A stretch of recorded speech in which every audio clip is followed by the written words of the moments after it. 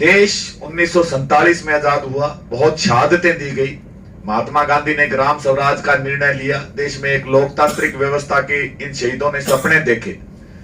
लेकिन 1947 के बाद हम लोकतंत्र की बात करते हैं, लेकिन उस लोकतंत्र की रखवाली हमने राजनीतिक पार्टियों को दे दी, सत्ताधारी पार्टियों और विपक्ष की पार्टियों को दे दी।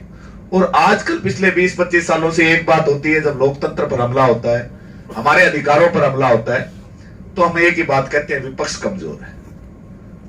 अरे ये लोग तो चाहे सत्ता पक्ष के हैं विपक्ष के हैं, ये लोग तो लोकतंत्र को फैल करने वाले लोग हैं और हमने इन्हीं के हाथ में अपनी रक्षा दे दी।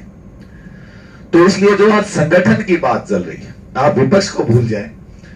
अगर लोकतंत्र को, जन अधिकार को, किसानों को, मजदूर को, हर एक को मजबूत होना है तो लोकतंत्र शब्द लोक से शुरू होता है। लोक का मतलब हम लोग, नहीं तो नेता तंत्र होता, वो विपक्ष तंत्र होता, सत्ता तंत्र होता। लेकिन हमारे देश में लोकतंत्र लोगों से होगा।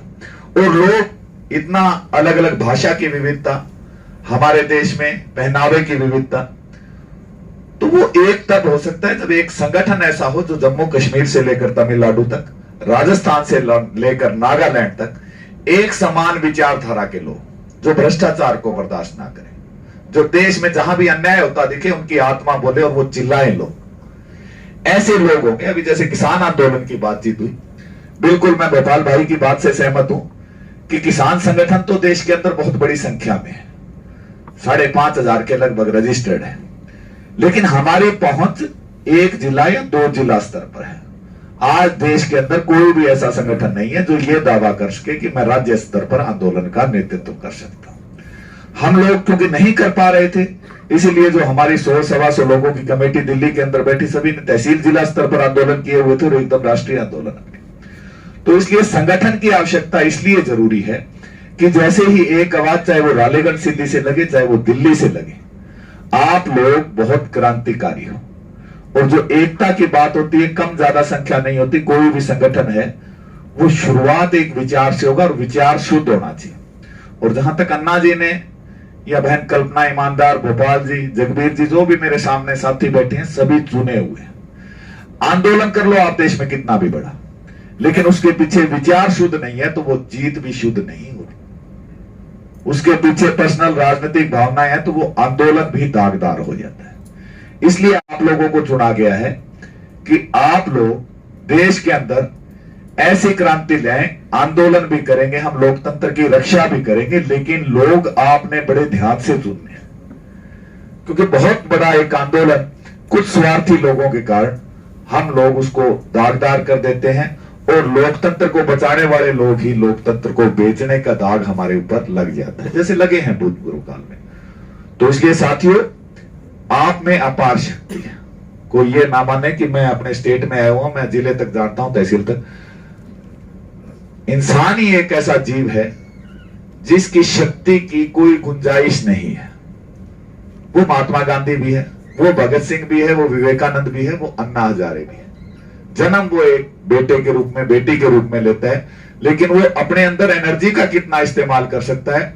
तो मैं सभी साथियों से उम्मीद करूंगा कि आज जो हम यहां से शुरुआत कर रहे हैं, और विशेष तौर पर अन्ना हजारे जी से, क्योंकि हम लगातार 1.5 साल से किसान आंदोलन में डटे हुए हैं, हमारे टीकरी बॉर्डर, संधू बॉर्डर के साथी आए हुए हैं, कि आपका एक आह्वान हमने बहुत जोर लगा लिया। अन्ना जी, हम 3 राज्यों तक पहुंचे हैं, पूरे 3 राज्य, क्योंकि हरियाणा, पंजाब पूरा। हमारे साथ किसान नेता राजस्थान से बैठे हुए हैं, दशरथ भाई बैठे हुए हैं, रामपाल जाट जी बैठे हुए हैं।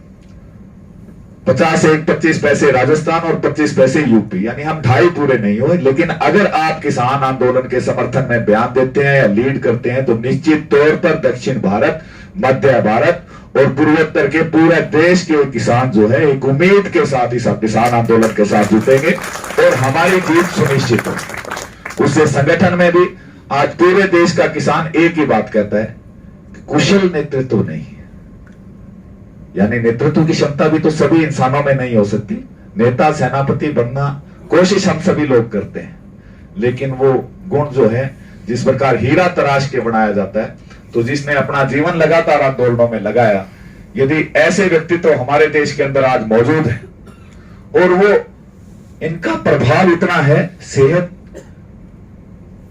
कैसी है या नहीं, ये रालेगन सिद्धि बैठ के भी यदि कोई बयान देंगे तो निश्चित तौर पर सरकार के पैर हिलेंगे जो 9 महीने तक नहीं हिल सके।